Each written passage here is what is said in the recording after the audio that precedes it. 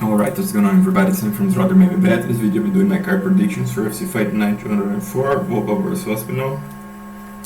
I'll be talking about all the picks and the bets, then on the breakdowns I'm going to be focusing on those that I'm going to be betting. If you wish to hear more on the breakdown, you can always join the Patreon. In there I share the PowerPoint presentation, right, my analysis in there. And also I can, let me know in the comments if you wish to hear the breakdowns or any other fights. I can share with you guys in written comments, alright? So between Luana Carolina versus Molly McCann, I'm picking Carolina but not betting. Aspinall versus Alexander Volkov in the main event, I'm going Aspinall. I think it's he should be the favorite, quite a strong one in my opinion, you know, so he's the underdog, makes lots of sense for me. This is my biggest bet on the card on Aspinall.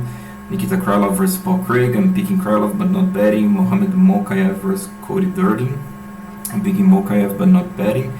David Vork versus Alexander Mikola, actually this is in another card, I was anticipating this one, let me just filter this one out. But just a sneak peek to you guys, I'm picking and betting Vork there. So then we have a Corey McKenna versus Elise Reed, I'm picking McKenna but betting Reed. This may sound odd to you, stick until the breakdown, you know why. Timur Valiev versus Jack Shore, I'm picking and betting Shore. And Hooker versus Arnold Allen, I'm picking Hooker but not betting. Ilya Topuria versus Jay Herbert, I'm picking Topuria but betting Herbert. Alright guys, let's get into the breakdowns. Like I said, I'm gonna be focusing on those that I'm betting. This is actually an interesting one. I expect that people keep betting McCann. I hope they do, because I want to bet Carolina. Let's see, I think I'm gonna be betting her by decision only, especially as an underdog, Corey McKenna and Elise Reed. Let's start off this one. I'm betting Reed here. So the idea, guys, is that why I'm picking McKenna and betting Reed. Guys, to be honest, they are pretty much the same fighters, you know, they have very similar builds, you know, they have very similar skill. Both of them are quite decent on the feet, and they are good grapplers, but they are good when they are from top, right? McKenna, I think she's a little bit, you know, crisper, I can say, I don't know, I think she's a little bit over-aggressive, but given the experience of both of them, it's not actually bad, you know, because McKenna, she has more fights than Reed, but it's not that many more, and Reed has an amateur record. She's also a little bit older. Given 22 against 29, I don't know, you have obviously the use, the power and the strength, the cardio, at least on paper, an advantage for McKenna, but the Reed has the experience, you know, the life experience, which could be a factor, you know, given the lack of experience of both of them, and 22 is still very young. Though McKenna is a girl that seems to be in the right place, in a good camp and etc., but still, she's still pretty young, you know. She's evolving, both of them are evolving. So how do I see this playing out? I think gonna be both of them landing on each other on the feet. I think Reed hits a little bit harder, you know, she's a little bit more aggressive, right? But McKenna, I think she's a little bit more clean, like I said. I think she has also a small edge in the grappling, at least she makes a little bit less mistakes. But Reed, on the other hand, she's good from top, she lands heavy ground and pound.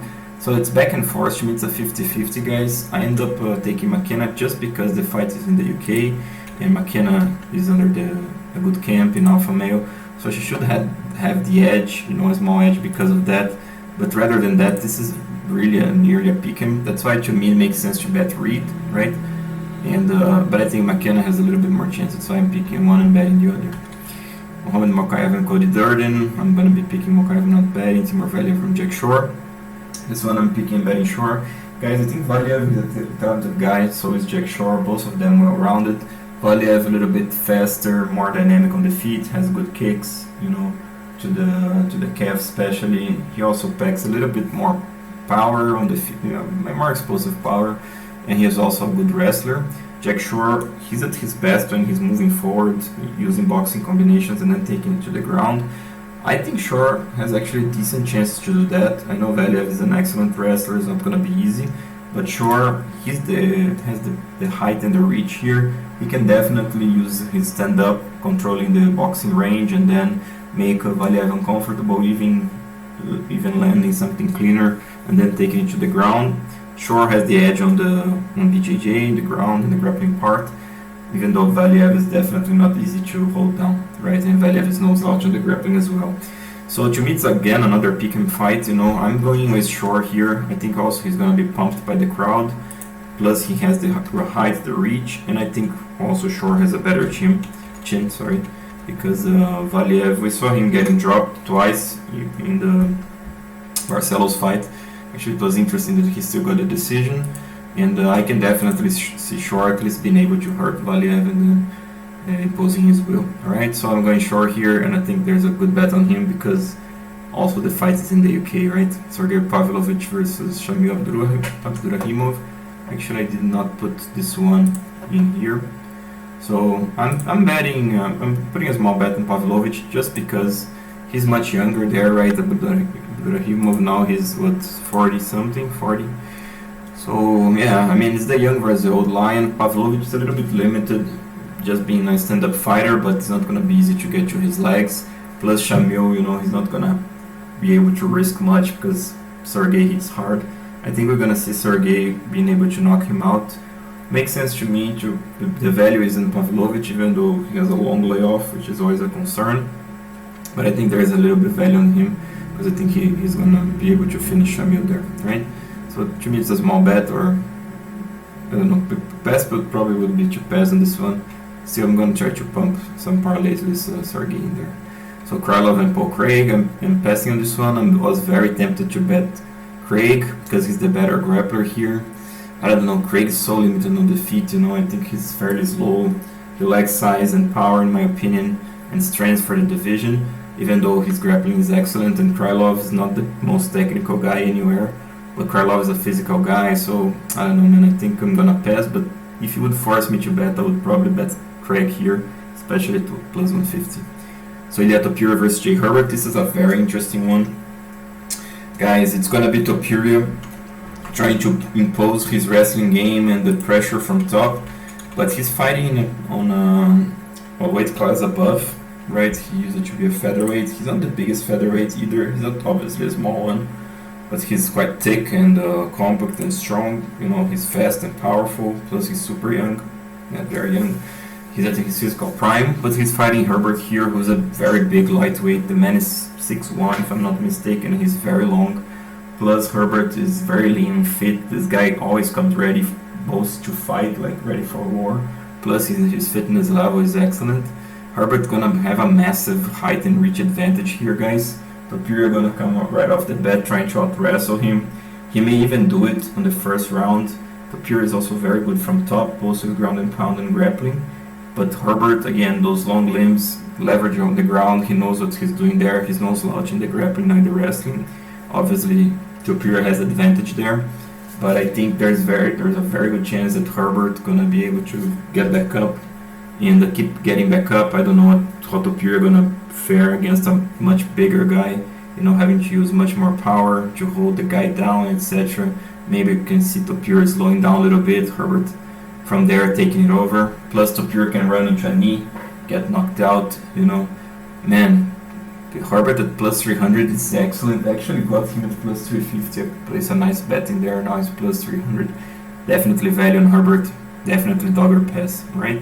Plus Herbert by knockout, Herbert by decision, whatever you think it fits. Herbert by submission sounds a little bit, you know, very unlikely. But rather than that, Herbert, you know, worth your money in my opinion. Okay. Then Hooker versus Arnold Alien. I'm picking Hooker. Very tempted to bet in Hooker. I'm concerned with the weightings. If I see with the weight cut, sorry, I think Hooker is such a giant lightweight. If you would ask me, if you would tell me, then Hooker is changing the weight class where he's going to definitely welterweight, no doubt about it. If you see that the picture is like he's close to Adesanya. Actually, he looks even, you know, about the same size as Adesanya because he's more muscular and etc. Right? So it's incredible to me that Hooker is coming again back to featherweight. I'm really concerned with the weight cut. And Allen, strong featherweight himself, excellent cardio. But still, I think Hooker should win this fight if he comes at his best. Let's see the way it is. VOlkov versus Tom Aspinall in the main event. My biggest bet in Aspinall, like I said. Guys, I think I'm also going with the hype, you know, but to me the hype is justified. Aspinall, the only mistake that I see on him is that he doesn't have much defense, right? When he comes back from the strikes, he has a chin up, he can get tagged in there.